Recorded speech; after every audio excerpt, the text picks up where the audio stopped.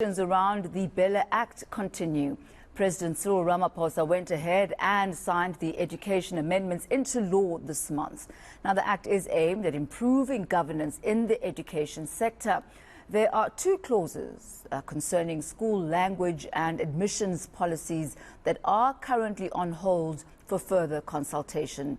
Joining us in studio to talk more on the legislation is education specialist Thobo Khathola. A very good afternoon to you. Thank you so much for your time today. Thanks for having me, Els. Now you belong to an organization and are founder of an organization called Lion Tutoring International.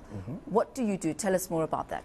So basically we offer private tutorials for students in public and private schools, all the way from grade R to matric and university students. So we have an app which works like Uber that helps students connect with their tutors in their neighborhoods or to have online tutoring. We've had various stakeholders within the education sector, whether they are educators themselves, government as stakeholder, parents, commenting on the BELA Act. Your views on it? Yeah, it's a very interesting bill, which is now an act.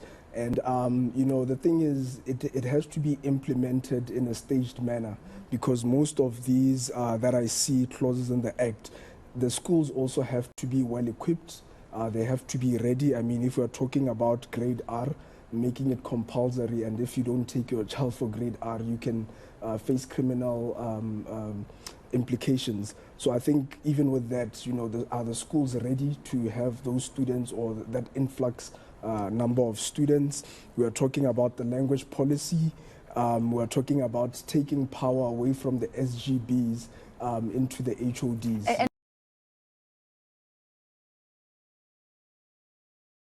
Perhaps let's focus on that just for a moment.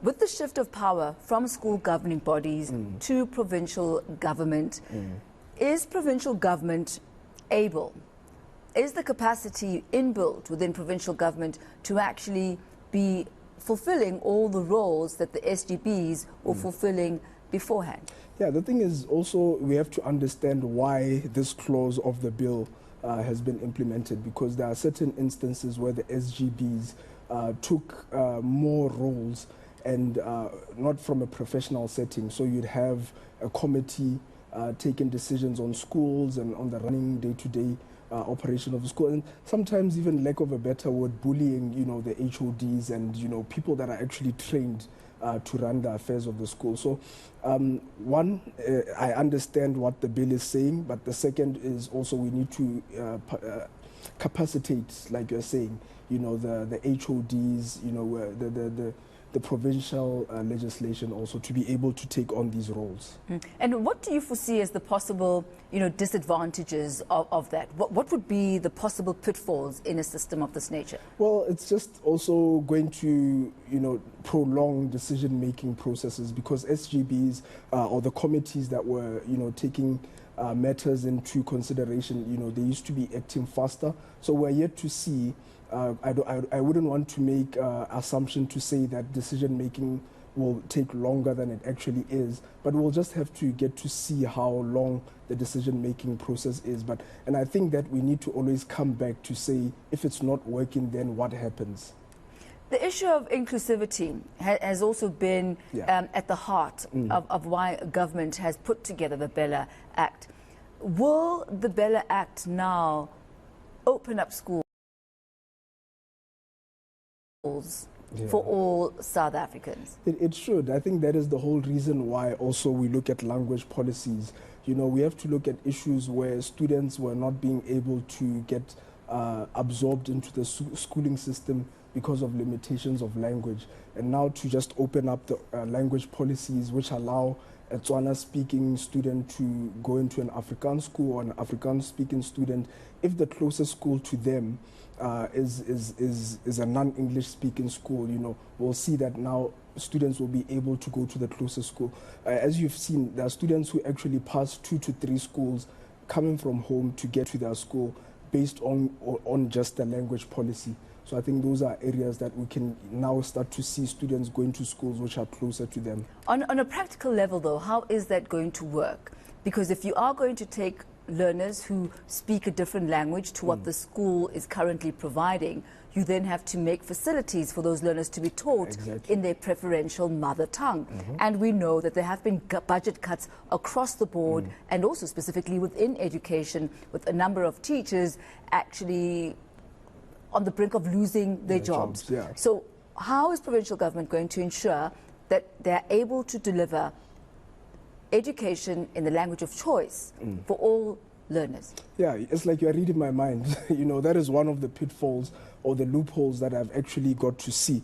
You're talking about grade R. You know, if we are making, let's start with the grade R. If you are making it mandatory to send students and for grade R, already there's going to be an influx of students who speak in their mother tongues. And if you're talking of budget cuts, meaning people losing their jobs, already as it stands, you know, the student to teacher ratio goes as high as 40 and 50 as to 1. So imagine 50 students in a classroom.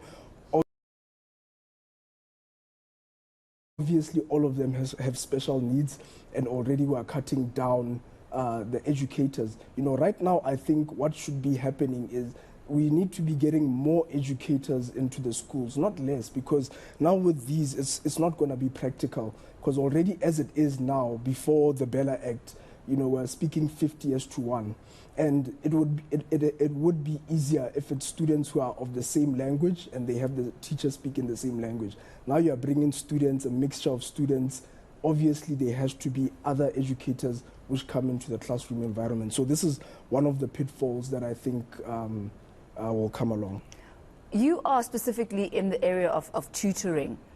And I want to tie this to homeschooling, because that's also another aspect that's been largely affected by the BELA Act. How is this act going to impact homeschooling and the ability of parents to, I guess, oversee the education of their children? Well, the way the clause is it allows a parent to be able to pick and choose which curriculum they want for their child. So as you know, there's IEB, there's CAPS, there's Cambridge. You can send your child to whatever school that you feel is in alignment, you know, with the syllabus that they offer at that school. But, you know, once you're talking about regulation and homeschooling, it's actually a good thing, because as you've seen, you know, most people would offer homeschooling, but they don't know what they're talking about. You know, they misguide students. You know, it's not properly regulated. And some parents actually use homeschooling as an excuse not to send their child to school, because already as it is, not sending your child to school it's a criminal offense. And, you know, most parents would just say, no, I'm homeschooling my child. So now that is where the regulations would come to say, have you registered your child that they are homeschooled at the Department of Education? And with the penalties now in place, you really cannot get away with it. But we thank you so much for coming through this afternoon and just sharing your views on the BELA Act. That was Thobo Khathola, an education specialist and founder of Lion Tutoring International. It's gone exactly 27 minutes after 4 p.m.